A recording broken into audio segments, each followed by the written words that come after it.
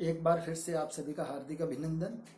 तो हम चर्चा कर रहे हैं धर्मवीर भारती द्वारा लिखे गए अंधा युग की। इससे पहले इनके 2 अंक की कथा का वर्णन आपसे कर चुका हूँ।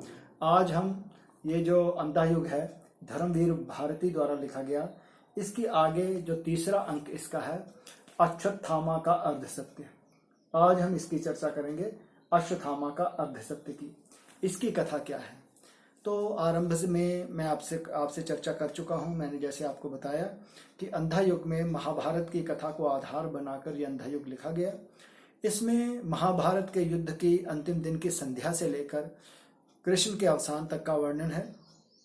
युद्ध के उपरांत कैसी परिस्थितियां हो जाती हैं, जनमानस पर उसका क्या प्रभाव पड़ता है, किस तरह से व्यक्ति कुंठाग्रस्त हो जाते हैं, इन सब को आधार बनाकर यह कथा लिखी गई है। तो पहले अंक में जिस तरह से धृतराष्ट्र के विषय में बताया गया कि वो किस तरह से प्रतीक्षा कर रहे थे संजय की, और विदुर आते हैं, वृद्ध जाचक आता है इत्यादि, वो जो कथा थी हम कर चुके हैं। उसके बाद दूसरा अंक पशु का उदय, उसकी भी चर्चा हम कर चुके हैं। इसके बाद हमारा तीसरा अंक आरंभ होता है, जिसमें कथा गायन के साथ ये कथा आरंभ होती है। बताया गया है कि जैसे मैंने आपसे पहले भी कहा कि संजय जो थे वो धृतराष्ट्र के सारथी भी थे और उन्हें दिव्य दृष्टि प्राप्त थी व्यास द्वारा, जिससे कि वो युद्ध का हाल बता सकें। लेकिन इस कथा में थोड़ा सा इस तरह से बताया गया है कि संजय कथा का वृत्तांत लेकर धृतराष्ट्र के पास आते हैं और कथा सुनाते हैं। पहले अंक के अंत में हमने देखा था कि वो संजय रास्ता भटक चुके हैं, ऐसा प्रतीत होता है। और इस समय जो कथा गायन आरंभ होता है वो होता है कि संजय का रथ जब द्वार पर पहुंचा, जब वो कथा का वृत्तांत सुनाने के लिए आए तो शाम ढल चुकी थी। पूरी रात वे कथा को कहते रहे और सुबह कथा कहते कहते सुबह हो गई। और बताया गया कि किस तरह से जो सेना जो सजकर युद्ध क्षेत्र में गई थी, आज 18 दिनों के बाद उसकी परिस्थितियां कैसी हैं, किस तरह से घायल लोग हैं, किस तरह लाशें लद लद कर नगर में आ रही हैं, इस सब का जो वर्णन है इसमें किया गया है। धृतराष्ट्र सामने आते हैं। उन्होंने युद्ध को वो ना देख पाए, ना उन मृतों को, घायलों को वो देख पाए, लेकिन आज वे छू छू कर अनुभव कर रहे हैं कि उनकी क्या परिस्थिति होगी। विदुर उनसे पूछते हैं कि आप क्या सोच रहे हैं। वो कहते हैं कि जो मैं चीजें संजय से उनके शब्दों के माध्यम से सुनता आया था, आज उसे मैं छू छू कर अनुभव कर रहा हूं। तो तभी देखते हैं कि गूंगा सैनिक जो घायल है वो पानी के लिए मांगता है और साथ में महाराज की जय बोलता है। धृतराष्ट्र विदुर से पूछते हैं ये क्या कह रहे हैं। तो विदुर बताते हैं कि ये गूंगा सैनिक है जो घायल है, महाराज की जय बोल रहा है। धृतराष्ट्र कहते हैं कि आज गूंगों के सिवा आज मेरी कौन जय बोलेगा। अर्थात एक वो परिस्थितियां थी जब वो सम्राट थे, पूरा हस्तिनापुर उनके अधीन था। आज वो घायल सैनिक जो युद्ध में घायल गति को प्राप्त हुए, कुछ मृत्यु को प्राप्त हुए, तो कहते हैं कि ऐसे ही लोग मेरी जय बोलेंगे। धृतराष्ट्र उन्हें कहते हैं कि इसको थोड़ा जल दो और गांधारी से कहकर इसको कोई वस्त्र वगैरह दिलवा दो। इस पर प्रहरी कहता है कि माता गांधारी आज दान गृह में नहीं है। विदुर बताते हैं कि उनकी आंखों में आंसू भी की नहीं है, उनके सभी पुत्र एक तरह से मारे जा चुके हैं। दुर्योधन है जिनके साथ अभी गदा युद्ध के लिए अभी शेष बचे थे। तभी अचानक क्या होता है कि नगर में शोर मच जाता है। धृतराष्ट्र कहते हैं कि जाकर देखो ये कैसा शोर है। कोई प्रहरी बताता है कि कोई मायावी है, जहाँ शत्रु का कोई योद्धा है जो नगर में प्रवेश कर रहा है और वो शिशुओं का वध कर रहा है। नगर के द्वार बंद करने के लिए कहा जाता है, लेकिन वह कहते हैं कि कोई मायावी है, वो उड़कर आ रहा है। लेकिन जिसके विषय में इतनी बड़ी बड़ी बातें की जाती हैं, ये कोई और नहीं था, ये स्वयं युयुत्सु थे। ये युयुत्सु कौन थे? वास्तव में युयुत्सु एक कौरव थे। ये धृतराष्ट्र के पुत्र से, एक दासी से उत्पन्न, लेकिन इन्होंने जो पक्ष लिया वो पांडवों का लिया। इनके विषय में ये कहा जाता है कि उन्होंने सुना जब कि जिधर कृष्ण होंगे उधर जय होगी, उधर धर्म होगा, और जिधर धर्म होगा उधर जय होगी। तो ये विचार करके कि जो कार्य गुरु द्रोण नहीं कर पाए, भीष्म पितामह नहीं कर पाए, अर्थात वो अधर्म के साथ, दुर्योधन के साथ जुड़े रहे, लेकिन युयुत्सु ने जो साथ दिया था वो दिया था पांडवों का। आज वो नगर में प्रवेश कर रहे हैं। तो जब वो आते हैं तो प्रहरी कहते हैं ये तो युयुत्सु हैं। तो युयुत्सु का जो सामना होता है वो विदुर के साथ भी होता है। विदुर उनसे कहते हैं कि अच्छा किया जो तुम आ गए, क्योंकि गांधारी की सभी संतानें एक तरह से वीर गति को प्राप्त हो गई या मृत्यु को प्राप्त हो गई। शायद तुम्हारे आने से माता गांधारी को कुछ सांत्वना मिले। युयुत्सु कहते हैं कि मैं देख रहा था कि मेरे आने पर नगर द्वारों ने, नगर के जो द्वार थे वो बंद कर दिए गए और मुझे कहा गया कि ये शिशु भक्षी है, दैत्याकार है ये, लेकिन मैं ऐसा नहीं था। विदुर कहते हैं कि आप उनकी बातों की चिंता मत करो, क्योंकि जो भी व्यक्ति एक निश्चित परिपाटी से हटकर कुछ करने की चेष्टा करता है, लोग उसका इसी तरह से विरोध करते हैं। आप कौरव थे, आप पांडवों की ओर से युद्ध कर लड़े, तो आपकी परिस्थिति ये हो गई। और यहाँ पर आकर कहीं ना कहीं युयुत्सु जो है वो वर्तमान के एक व्यक्ति का भी प्रतीक है, अर्थात जो परिपाटी से हटकर बात करता है, जो धर्म के साथ चलने की बात करता है, उसको तिरस्कार मिलता है। जिस तरह से युयुत्सु को अपने परिवार से भी तिरस्कार मिला, तभी तो वो कहते हैं कि मैं यहाँ जा रहा हूँ, मेरा घर है, पर ना जाने वहां मेरा कोई स्वागत भी करेगा या कोई तीर चलाकर मुझ पर वार करेगा। तभी माता गांधारी आती हैं, प्रहरी इसकी सूचना देते हैं। गांधारी को जब पता चलता है कि युयुत्सु है तो वो एक तरह से उलाहने देती हैं। वो उससे कहती हैं, एक बड़ा सुंदर प्रसंग है, मैं वो जरूर यहाँ पर पढ़ना चाहूंगा। गांधारी क्या कहती हैं, बुझाएं ये तुम्हारी पराक्रम भरी, थकी तो नहीं अपने बंधु जनों का वध करते करते। क्योंकि वो लड़ा किसकी तरफ से था, पांडवों की तरफ से उसने युद्ध किया था, इसलिए वो उसी से कहते हैं कि अपने ही भाइयों का तुमने वध किया है। चुप रहता है, लेकिन गांधारी फिर से उसे उलाहना देती हैं, चुप क्यों हो, थका हुआ होगा ये, विदुर इसे फूलों की शैया दो, कोई पराजित दुर्योधन नहीं ये, सोए जाकर सरोवर के कीचड़ में। तो ये सारी की सारी बातें कहती हैं। युयुत्सु सोचता है कि मैंने धर्म का साथ दिया तो मेरी ये दशा हुई है। तो एक बात उसने अंत में कही है कि पक्ष चाहे सत्य का हो अथवा असत्य का, मुझको क्या मिला मधुर, मुझको क्या मिला। यानी कि सत्य का, अगर मैं सत्य का साथ दिया, मैंने पांडवों की ओर से युद्ध किया, तो मुझे अपने परिवार से उलाहना मिली। और यदि मैं असत्य का साथ, उच्छृंखलता जो दुर्योधन की थी उसको मैं सहन कर लेता, किस तरह से उसने द्रौपदी चीरहरण किया, किस तरह से द्यूत की क्रीड़ा हुई, किस तरह से पांडवों का वध करने की कोशिश की लाक्षागृह में, इत्यादि इन सभी बातों को अगर मैं सह लेता तो कब मैं अपने आप को वो उत्तर दे पाता। तो ये सारी की सारी उनसे बातें हो रही हैं। तभी फिर से वो गूंगा सैनिक जो पहले था उसकी कहराने की आवाज आती है। विदुर युयुत्सु से कहते हैं, इसके जो सिर है इसको गोद में रखो, इसको पानी पिलाओ। युयुत्सु जो थे वो प्रयास करते हैं उसको पानी पिलाने का, लेकिन जब वह युयुत्सु को देखता है, यह वही गूंगा सैनिक था जिसकी टांगें जो थी वो युयुत्सु के प्रहार से जल गई थी। वो एक तरह से मुंह से एक चित्कार करके वो क्या करता है, वहां से निकल जाता है। तो ये सारी की सारी विदुर के साथ बातें हो रही हैं।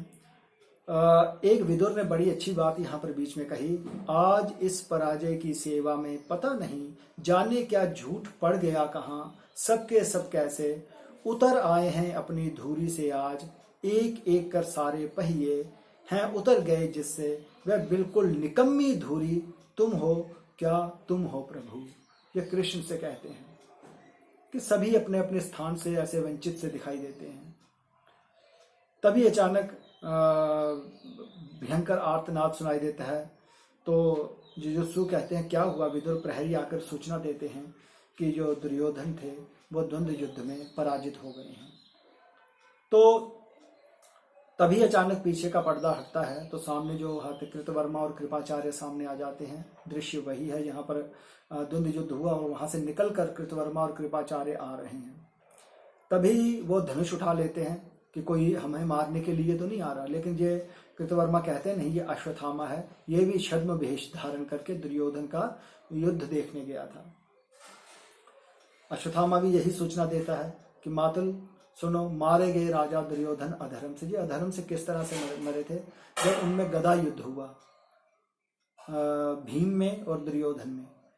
उसमें ये एक होता है गदा युद्ध में कि कमर के नीचे प्रहार नहीं किया जाता, लेकिन जो भीम ने जो दुर्योधन के ऊपर प्रहार किया वो कमर के निचले भाग में किया, जंघा भाग में, तो जिसके कारण उनकी मृत्यु हुई थी। अब वहीं पर क्यों करना पड़ा, इसके पीछे भी एक कथा है। जब सभी जो पुत्र थे गांधारी के मारे गए, तो गांधारी ने दुर्योधन से कहा कि मैंने आज तक अपनी आंखों की पट्टी बांध के रखी थी, मैंने खोली नहीं। तो वो कहते हैं कि तुम एक काम करो, जो स्नान करके मेरे पास वैसे ही आना जैसे जन्म के समय थे। वो स्नान करने जाते हैं, तो वो वैसी ही अवस्था में गांधारी की तरफ आ रहे होते हैं। रास्ते में उन्हें कृष्ण मिलते हैं।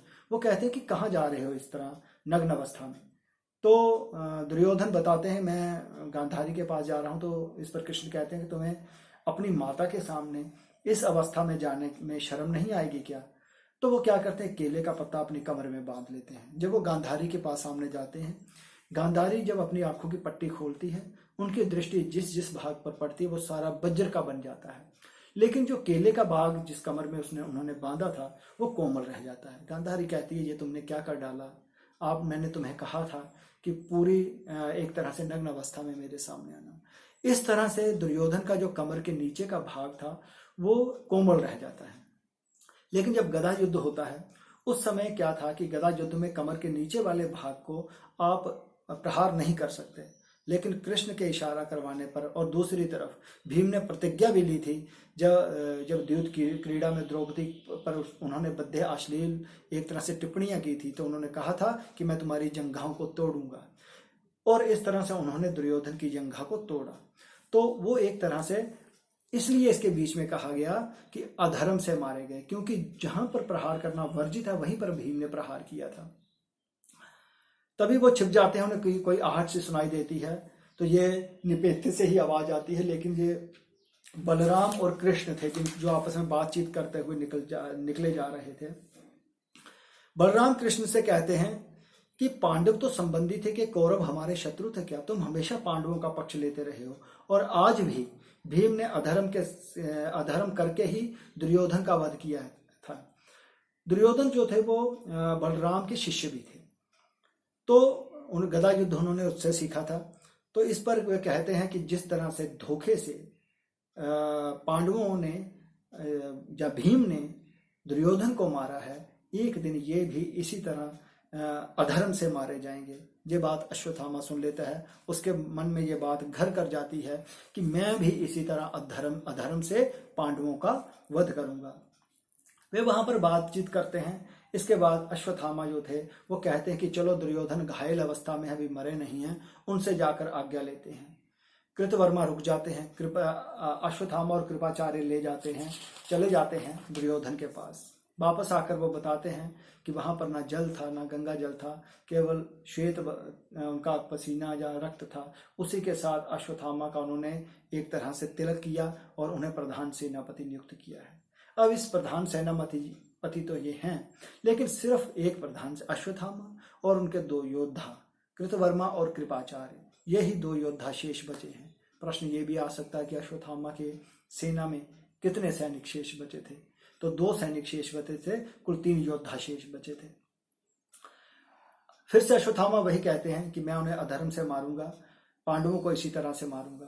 कृपाचार्य कहते हैं कि क्या तुम उनको ऐसे अधर्म से मारोगे जैसे तुमने उस वृद्ध जाचक को मार दिया? और सुनो, न पांडव वृद्ध जाचक है, वो हथियार जो चलाना जानते हैं। लेकिन वो अश्वत्थामा फिर से वही रट लगाए रखता है कि नहीं, मैं अधर्म से उनका वध कर दूंगा। वो बाकी दोनों को सोने के लिए कहता है, कृतवर्मा और कृपाचार्य को सोने के लिए कहता है, और स्वयं कहता है कि मैं स्वयं जो है वो पहरा दूंगा। इस तरह से वो दोनों सो जाते हैं। रात के समय जब अश्वत्थामा पहरा दे रहे हैं, वो देखता है कि एक उल्लू ने सोए हुए कोए के बच्चे के ऊपर आक्रमण करके उसको मृत्यु को प्राप्त करवा दिया, उसको मार डाला। इस पर यह सोचता है अश्वत्थामा, मैं भी इसी तरह पांडव शिविर में इस समय पांडव सोए हुए होंगे, मैं उनके शिविर पर आक्रमण करके उनको सोते हुए ही मार डालूंगा। वो दोनों को जगाता है, कहता कि उठो, मुझे मिल गया किस तरह से मैंने पांडवों का वध करना है या किस तरह से पांडवों को समाप्त करना है। वो दोनों को उठाता है और पांडव शिविर की ओर प्रस्थान करता है। तो ये हमारे तीसरे अंक की कथा थी। इस कथा को संक्षेप में मैं फिर से आपके सामने एक बार बोलता हूँ कि संजय जो है वो हस्तिनापुर में आते हैं, कथा सुनाते हैं पूरी की पूरी युद्ध की। धृतराष्ट्र छू छू कर शवों को देखते हैं। एक गूंगा सैनिक पानी मांगता है। गांधारी वहां पर उपस्थित नहीं है अपने दान गृह में। तभी शोर उठता है कि कोई शत्रु जो है वो महल की तरफ, जहाँ हस्तिनापुर की तरफ आ रहा है। लेकिन ये युयुत्सु था, ये कौरव था जिसने पांडवों की तरफ से युद्ध लड़ा था। माता गांधारी उसे उल्हाना देती हैं और वहां से निकल जाती हैं। विदुर और युयुत्सु में बातें होती हैं। तभी उन्हें सूचना मिलती है कि दुर्योधन जो था वो पराजित हो गया।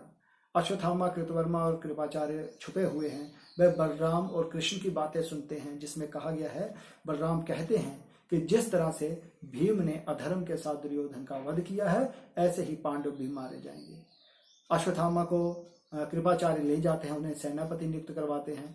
बाद में आकर कृतवर्मा और कृपाचार्य जो है वो सो जाते हैं। अश्वत्थामा पहरा देते हैं। वो रात के समय देखते हैं कि किस तरह से एक उल्लू ने सोए हुए कोए के बच्चे को मार डाला, कौवे के बच्चे को मार डाला।